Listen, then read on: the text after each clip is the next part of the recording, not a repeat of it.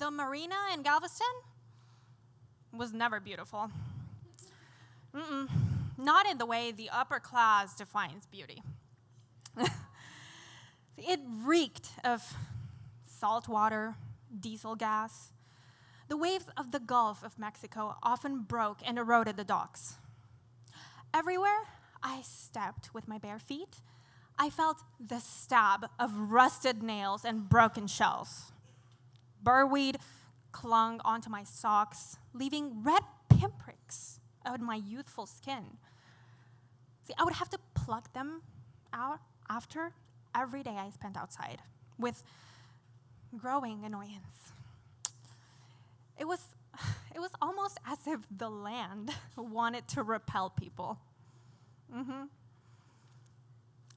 The marina was worn, like the bones of an old man who had lived through hardships but refused to fall onto societal pressures that valued glass towers over rusted boats. That old man was my grandpa. He loved the marina like no other, and because of my admiration for him, I loved it too.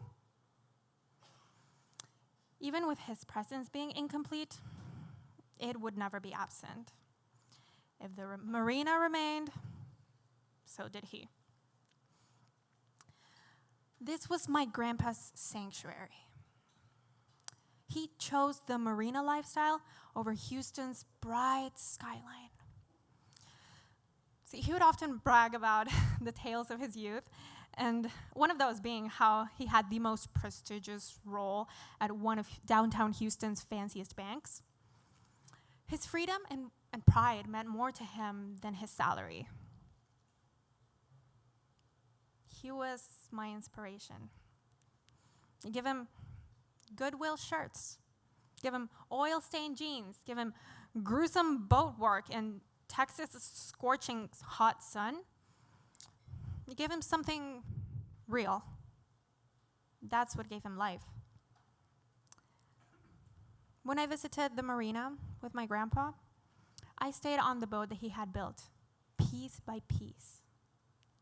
After we read our bedtime story, Blueberries for Sal, I would sleep in his oversized tee that fell to my knees, letting the motion of the waves just rock me to sleep. And in the morning, I would wake up to the sound of him making breakfast and coffee. I'd leap out of the leather couch to follow him on his daily activities. The sounds of seagulls greeted me as I grabbed one of his hands and stepped off the boat onto the dock while he tugged on the rough rope, letting me down gently. The big rusted shed where they met every morning to discuss their boat projects smelled like burnt cigarettes and freshly brewed black coffee. The people at the marina were just like him. Men with skin like leather. With hands like sandpaper.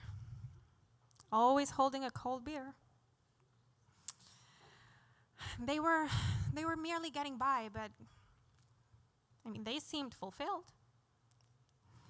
As a young girl who loved tutus and pink, I walked in and they welcomed me with open arms. They made me feel like part of the group. This shed was a second home to many, and it soon felt like one of mine too.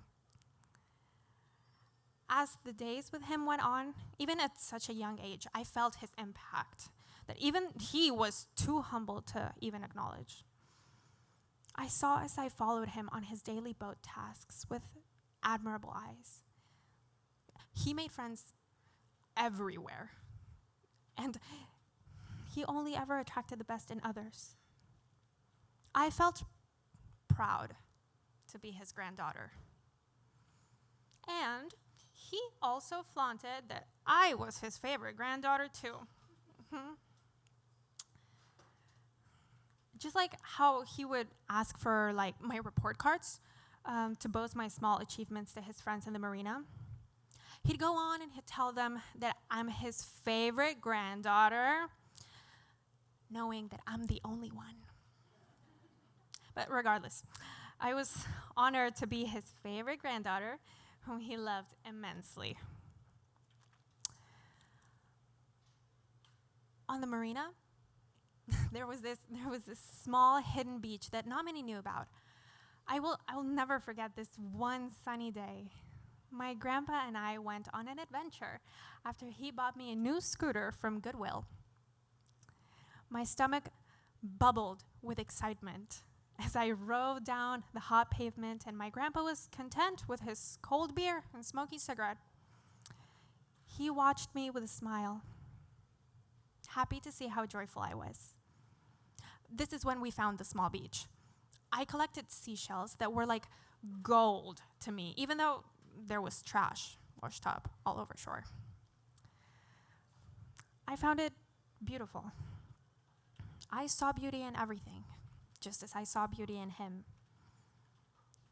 It's as if my grandpa and the Marina mirrored each other. As many know, time changes things. It's awful bittersweet. What was once my grandpa's sanctuary is different after his passing. As developers are remodeling it, it's hard to watch his legacy fade away. I'd like to think that he would appreciate the place he loved getting so much love as it deserved. In saying that, it will never replace what once was. I miss the rust, the mess, the people, and most of all, watching my grandpa get out of his boat hatch every morning to peruse what he loved most.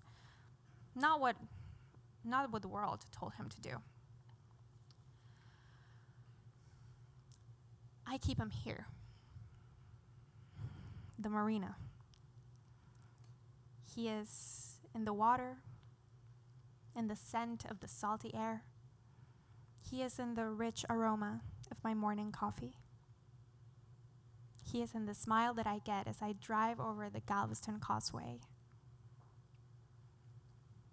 He is the reason I do what I love. He is my hope and inspiration, which never leaves my heart. In his final days, he was still true to his character.